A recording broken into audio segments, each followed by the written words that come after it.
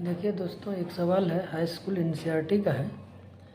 चित्र एक बना रखा है, तो इसको पूछ रहा है कि यदि हमारी ये भुजा, तो इस भुजा को पूछ रहा है बी और सी। बी सी का मान आप ज्ञात करिए। तो देखिए, ये बहुत बड़ा कठिन नहीं है, आप बस ध्यान से देखिए, आ जाएगा।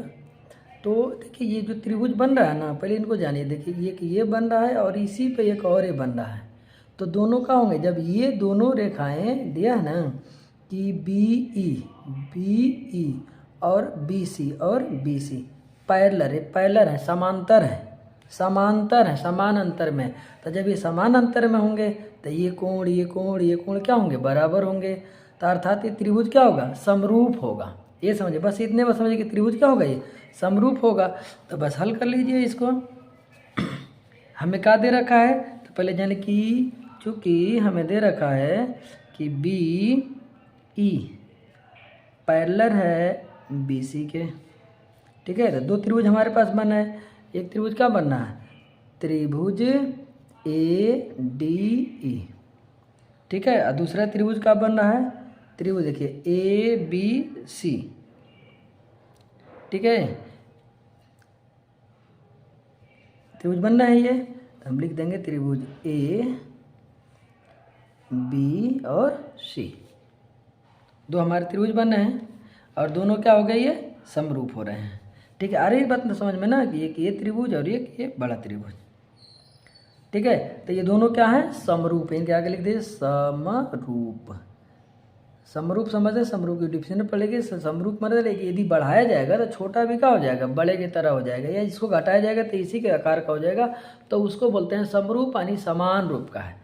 दोनों के रूप क्या है, समान है। तो समरूप का परिभाषा होता है, इनका फार्मूला होता है कि यदि दिया कि ए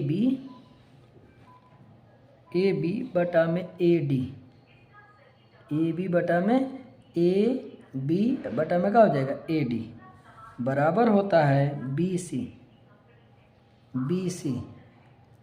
ये वाला बी सी क्या हो जाएगा, बटा में डी ई, बटा में डी और ई, ऐसे हो जाएगा। चूँकि हम बड़े वाले को इधर लिख दिए हैं, ठीक है। तो दोनों त्रिभुज अब समानुपात है, तो इनकी भुजाओं क्या होगी, ये भी समानुपाती होंगी। तो देखिए ए बी का जो मान है, ए बी देख रहे हैं ना, तो ए बी का मान 3 और ए बी इसी में है, पूरे का जोड़ेंगे तो ये हो जाएगा 3 + 4। अब बटा में क्या है, बटा में ए डी था, तो ए डी को हम क्या लिखेंगे, 3 लिख देंगे, इक्वल टू का चिन्ह लगाइए। अब क्या बी सी, तो बी सी का तो हमें मान मालूम नहीं, तो बी सी की जगह क्या लिख दीजिए आप, बी सी लिख दीजिए। अब बटा में हमें इसका मान मालूम है, डी ई का मान मालूम है कितना, 6। क्लियर हो गया। तो बस एक बार पहले जोड़ लीजिए, 7/3 बराबर बी सी बटा में क्या हो जाएगा, 6। अब क्या करिए, इसका 3 गुणा कर दीजिए, इसका ऐसे गुणा, इसका ऐसे गुणा, तो क्या हो जाएगा, 3 BC बराबर हो जाएगा 6 × 7 या 7 × 6। बात एक ही है, तो लिख देंगे कि BC बराबर 6 × 7/3 हो जाएगा। तो BC बराबर, देखिए इसे कटा दीजिए, 2 से कटेगा, और इसका टेबल पढ़ लेंगे तो क्या हो जाएगा, 14 हो जाएगा। यानी हमारा विकल्प जो दिया है उसमें जो सी विकल्प है वो सही है।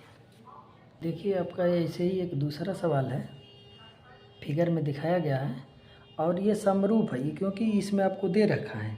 हम कैसे जानेंगे, जब दो, चूँकि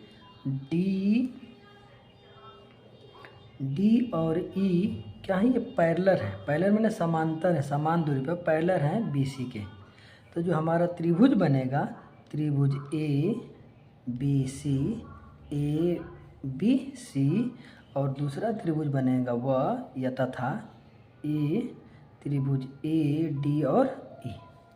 अरे बात समझ में ना, ये जो दोनों त्रिभुज होंगे ये क्या होंगे, समरूप होंगे, समरूप समान रूप के होंगे, बिल्कुल एक जैसे होंगे, तो उनको समरूप बोलते हैं। बराबर नहीं होंगे, समरूप में बराबर नहीं होता है, समान रूप का होता है, ठीक ना। छोटा चीज़ बड़ा चीज़ दोनों एक ही तरह, बढ़ाया जाएगा या घटाया जाएगा तो एक तरह का हो जाएंगे, तो उसी को हम बोलते हैं समरूप। इस बात को जान लीजिए। तो हम जानते हैं, हमने फार्मूला आपको आगे ही बताया था पिछले सवाल में, वैसे यहाँ भी देख लीजिए, आपको ये सवाल समझ में आ जाएगा कि ए सी पूरा बड़ी भुजा ए सी और बटा में ए ई बराबर बी सी और बटा में क्या हो जाएगा डी।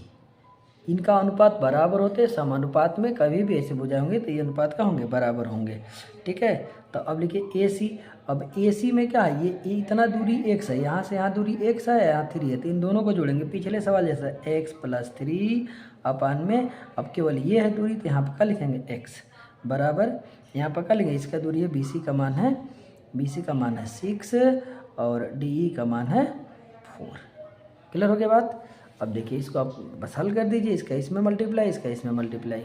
ठीक है, तो इसमें करेंगे तो देखिए इस 4 का 4x और फिर प्लस 4 3 जा 12 दोनों में होगा इक्वल टू 3 गुणा कर रहे हैं, तो इसमें करेंगे तो क्या हो जाएगा 6x हो जाएगा।